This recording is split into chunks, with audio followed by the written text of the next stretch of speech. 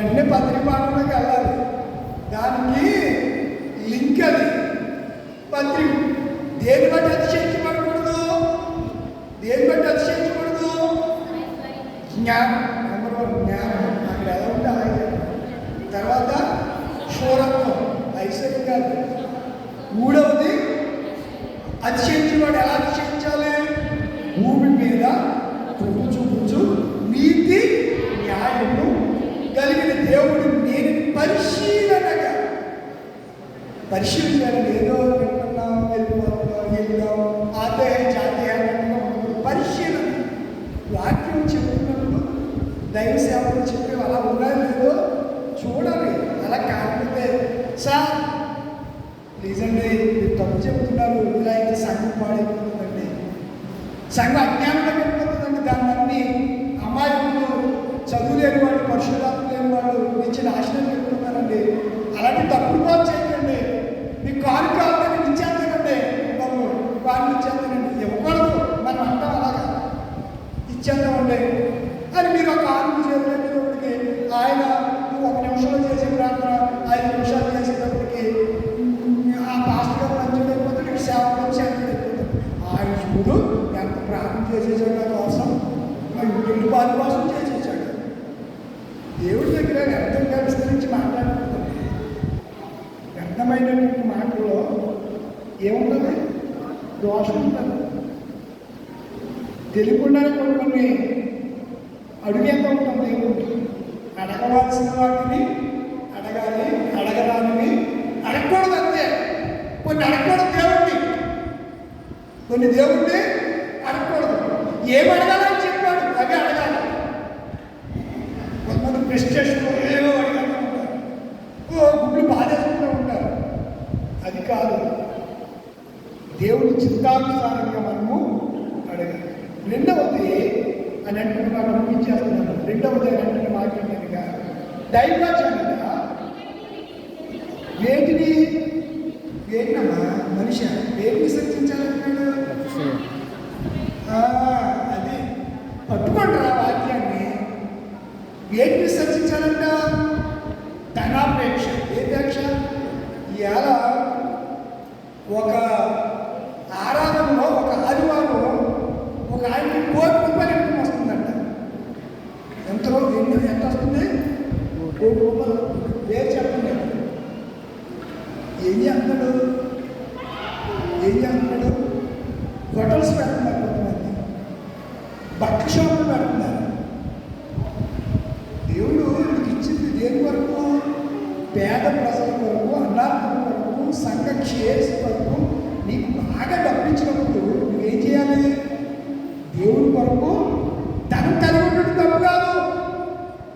ధనం దేవుడే ఇస్తున్నాడు. డబ్బు లేకపోతే డబ్బుకి మారం. ప్రతిదానికి డబ్బు. కానీ ధనాపేక్ష ఉండకూడదు. ధనాపేక్ష కలుగుతాడంట శోధంలోను, ఉరిలోను. ఎన్ని పాయింట్లు చెప్పాడంటే అన్ని చెప్పడానికి అవకాశం లేదు కాబట్టి అందులో పడతారు. నా కుమారుడికి ఇబ్బంది. చిన్న పిల్లడు అనుకుని ఏమంటున్నాడు పౌలు గారు? దైవజనుడా. ఏమంటున్నాడు? చిన్న వయసులో చిన్నవాళ్ళు కూడా దేవుడిని నమ్మకుండా ఆరాధించేవాళ్ళు దైవజనులనే సంబోధించాలి. మన నోటికెళ్ళుంటే సంబోధిస్తాం మనం. అది డజన్ మ్యాటర్. మనం ఆలోచన చేస్తే దైవజనుడా వేటిని? ధనాపేక్షలు ఏముంటాయి? అవివేకం ఉంటాయి. ఎదుటోడికి కీడు చేయాలని ఇవన్నీ కూడా ఎదురు పడేదంట, ఉరిలో పడేస్తాయి. విశ్వాసంలో నుంచి భ్రష్టుడు చేస్తాయి. అందుచేత ఆ కుమారుడు తిమోతి నువ్వు పనిచేయి. దయచండా తిమోతి గారు మీరు పనిచేయండి సార్. ఏమంటాడు? ఈ దైవజండా నీవైతే వీటిని విసర్జించడం అంటే పడేయమంటే విసర్జించి తీసే దాని మీద దృష్టి విసర్జించి ఏంటంట? ఇందాక అక్కడ ఏమన్నాడు? భూమి మీద నీతిని న్యాయం పట్టుకుని వాక్యాలు. నీతిని న్యాయములను అమ్మ వాళ్ళు అక్కడికి వెళ్ళిపోయా కావట్లేదా? అక్కడ ఏమన్నాడు అన్నాను, ఆ మాట చదివేసిన వెంటనే మరలా దైవజన వీటిని అన్నప్పుడు ఇక్కడికి వచ్చారు.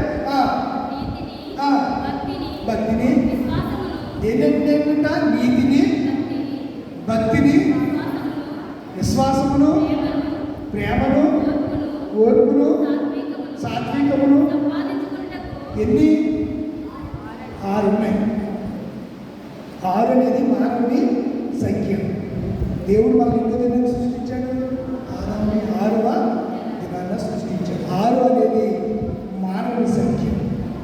మానవునికి దేవుడు తయారు చేసిన సృష్టించిన మానవునికి ఈ 6 ఉన్నది తప్ప ధనం ఉన్నది పోన్నది. సులభంగా పరిస్థితుడే అబ్రహాము, అంబానీ, ముఖేష్ అంబానీ ఉన్నటువంటి ప్రపంచ కుబేరులు టాప్ 10లో ఉన్న వాళ్ళందరికంటే బహుధనవంతుడు అబ్రహాము. ఆ దినాల్లోనే గొప్పగా దేవుడు అబ్రహామును ఆశీర్వదించాడు. అయితే ఎప్పుడు కూడా ధనాన్ని అతడు లక్ష్య పెట్టలేదు, దాని మనసు ఉంచలేదు. దేని మీద మనసు ఉంచాడు అంటే ఒక మాట చెప్పి సువార్త మాటలు వచ్చేసి ముగించేస్తాను.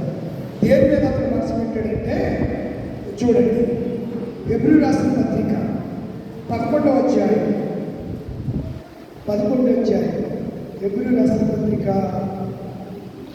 11th చాప్టర్ 11వ అధ్యాయం మనం చూడగలిగితే చూడండి 10వ ఏలైనగా దేవుడు దేనికి శిల్పియు నిర్మాణకుడై ఉన్నాడు, పునాదులు గల పట్టణం వరకు అబ్రహాము ఎదురు విశ్వాసం బట్టి అని చెప్పి ఇక్కడికి ఇలా కిందకి వచ్చేసరికి ఏమంటారు, మీరందరూ ఆ వాగ్దానాలు దూరం చూసి వారి భూమి మీద ఆ యాత్రికుల మీద ఉన్నారని విశ్వాసం వల్లనే వృద్ధి పొందిరి అని చెబుతూ ఏం చెప్పి వారు ఏ దేశంలో వచ్చినో ఆ దేశం జ్ఞాపకం చేసుకున్న మరలా వారికి వీలు కలుగును అని చెప్తూ పరలోక సంబంధించిన దేశమును కోరుచున్నారు. వారు భూమి మీద ధనవంతులుగా ఉన్న ఏ దేశం వరకు ఎదురు చూశారు? వాళ్ళు పరలోక దేశం వరకు వారు ఎదురు చూశారు. ఫెలోషిప్లో మాట్లాడుతారు, యాత్రి కూడాను మేని లోకములో సిలువ పోయుచు సాగెదనిలలో, యాత్రి కూడాను. చాలండి, యాత్రికుడు అంత ధనవంతుడు కూడా ఏమీ లేనివాడిగా ఉన్నవాడే, కానీ దేవుడు కలిగిన వాడిగా పరదేశంగానే ఈ లోకంలో జీవించాడు. కనుక దైవజనుడా ఈ 6 గుణాలు నువ్వు కలిగి ఉండాలి. దేవుడు ఎప్పుడు ఎవరు చూడలేదు అని కూడా ఆ విషయాలు చెప్తూ సువార్త పాఠంలోనికి వచ్చేసరికి సువార్త పాఠము లూకాసు వార్త 12వ అధ్యాయము, లూకాసు వార్త 12వ అధ్యాయంలో ఏమంటున్నాడు అనగా ఇవి వచ్చిన పిత్రార్జితం గొడవలు ఎక్కువైపోయాయి. ఏ గొడవలు ఎక్కువైపోయాయి? పిత్రార్జితం గొడవలు ఎక్కువైపోయాయి. 13వ చెప్పారు, ఆ జన సమూహంలో ఒకడు బోధకుడా పిత్రార్జితంలో నాకు పాలు పెంచి పెట్టుకోవాలని ఎవరితో చెప్పాలి? నా సోదరుడు అన్నింటితో తమ్ముడితో చెప్పు. ఎనదప్పులకి ఏమొచ్చింది?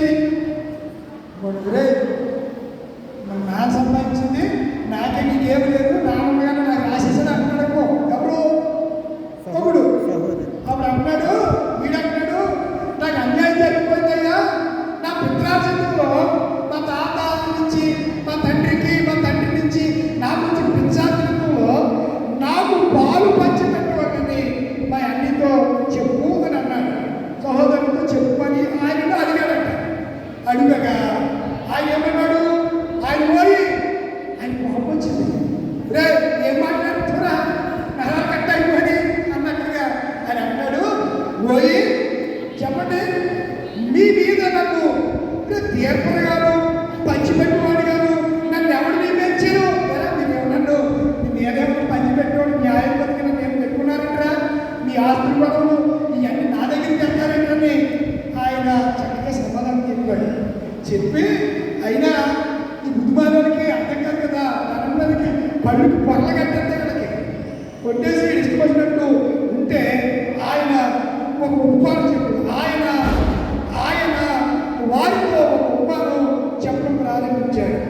నన్ను ఎవరి మరియు ఆయన వారితో మీరు ఏ విధమైన లాభములకు ఎడమీకి జాగ్రత్త ఒకరి కలిమి విస్తరించుట. మీరు ఏదనుకుంటున్నారేమో డబ్బు ఉంటేనే కలిమి అంటే డబ్బు ధనదాన్ని గంటలు ఆ కలిమి విస్తరించుట వారి జీవనముకు ఏం కాదు, మూలం కాదు, డబ్బే సమస్య కాదు. డబ్బు ద్వారా ఏం పొందలేము, నిత్య జీవాన్ని. ఒక ధర్మం వచ్చి అయ్యా నిత్య జీవాన్ని వారసులు అవ్వాలంటే నేను మీకు ఇలాంటి శబ్దాలు ఎందుకు పడతాయిలా అదే చెప్తా ఉంటే డాక్టర్ అవుతుంది. ఆ డాక్టర్ అక్కడ ఏదో పట్టేసింది. ఏమైపోయింది చెవులు మీకు మీ చెవులు ఇక్కడికంటే పాము చెవులు ఉంటాయా, బయట ఉంటాయా? ఉండవు. పాముకి ఏముండవు. మరి అది దానికి ఎలా ఉంటుంది? మరి ఎలా తిరిగి తెలియదు. మరి ఎలా తెలుస్తుంది దానికి? వివేచనకి పాముల వలె వివేకం. పాముకి ఏముంటుంది? వివేకం. ఆడినంత వివేకం కావడం లేకనే మనం ఇలా మోసం చేసి చెప్పు పెడతాం. 3 సెంట్లు తాగి ఆడు ఎప్పుడు ఎందులో పడబడతాడో తెలియదు. ఏదో దాంట్లో కసి సరే ఎప్పుడు ఇస్తున్నారు. ఒకడు అనుకుంటున్నాడు నా ధనం సమృద్ధిగా పండింది, ఆ పంట కూర్చుంటాకు నా స్థలం చాలు, నేను ఏం చేతులు ఇలా ఆలోచించుకున్నాడంట. నా కొట్లు ఇప్పుతాను, వాడికంటే కొట్లు కట్టిస్తాను, అందులో ధనవంతుడిని దానివంతుడిని ఆస్తిని సమకూర్చుకుని నా ప్రాణంతో తిరుగు త్రాగుము అని చెప్తారు, సుఖించుకొని చెప్తారు. అయితే దేవుడు వెరువాడి రాత్రి జ్ఞానములు కొంతసేపు కనబడి అంతలోని మాయమయ్యే ఆవిరి మట్టిదిగా నీ జీవితము లోకాన కాదేవి శాశ్వతము యేసే నిజ దేవుడు నిత్య జీవమిస్తాడు మరణమైన జీవమైన నిన్ను విడువడు యేసే నిజ దేవుడు నిత్య జీవమిస్తాడు మరణమైన జీవమైన నిన్ను విడువడు. కొంతసేపు కనబడి అంతలోని మాయమయ్యే కావిరి మట్టిదిగా నీ జీవితము కాదేది శాశ్వతము. ఈ లోకం శాశ్వతం కాదు. ధనము నమ్ముకోకండి, ధనాన్ని బట్టి అతిశయపడకండి, బలాన్ని బట్టి అతిశయించబడకండి. యెహోవాను కలుగుట ద్వారా అతిశయించండి, దేవుని బట్టి ఆనందించండి. దైవజనుడా, దైవ సేవకులారా, నేటి దినాల్లో ధనాపేక్ష సమస్తమైన కీడులకు మూలమని ఎరిగి వాటిని విసర్జించండి. సంఘానికి సేవ చేయండి. క్రీస్తు రక్తము చేత కొనబడిన సంఘం, క్రీస్తు రక్త చప్పడి చేత స్థాపించబడిన క్రీస్తు సంఘం సార్వత్రిక జీవం కలిగిన దేవుని సంఘానికి శిరస్సైన దేవునికి దేవుని ఆలోచన ప్రకారము సంఘ నాయకులారా, సంఘ పెద్దలారా, సంఘాన్ని నడిపించే గురుతర బాధ్యతను దేవుడు నీ మీద ఉంచాడు, నీకు అప్పగించాడు. నువ్వు గొప్పవాడు కనుగొనరు కాదు. నిన్ను ఎన్నిక చేసుకున్నాడు, నిన్ను ఏర్పాటు చేసుకున్నాడు, నీ కుటుంబాన్ని ఎన్నిక చేసుకున్నాడు దేవుడు. అందుకని ఈ కాలంలో నిన్ను దేవుడు తన కుమారుడుగా తన కుమార్తెగా నిన్ను స్వీకరించి తన నిత్య రాజ్యంలోకి నిన్ను పిలిచాడు. ఆయన సన్నిధిలో నిన్ను ఆనందింపజేస్తూ ఉన్నాడు. దీన్ని మర్చిపోయి శారీరక సుఖం కొరకు, శారీరక సంపదల కొరకు, భోగవాక్యాల కొరకు పరిగెడితే గురువులోను చిక్కుల్లోను మనం పడతాం. దైవజనమైనటువంటి భక్తి కలిగినటువంటి మనం వీటిని విసర్జించాలి. డబ్బు ఉండడం కాదు, దేవుడు నీకు ఇస్తాడు. డబ్బు అవసరమే, కానీ దురాపేక్ష సమస్తమైనటువంటి కీడులకు ఓర్వలే సంగతిని జ్ఞాపకం చేయాలి. వాడు అనుకున్నాడు సంపాదిద్దాం అనుకున్నాడు, అంత కూర్చుకుందాం అనుకున్నాడు. తీరా ఏం జరిగింది? వెర్రివాడ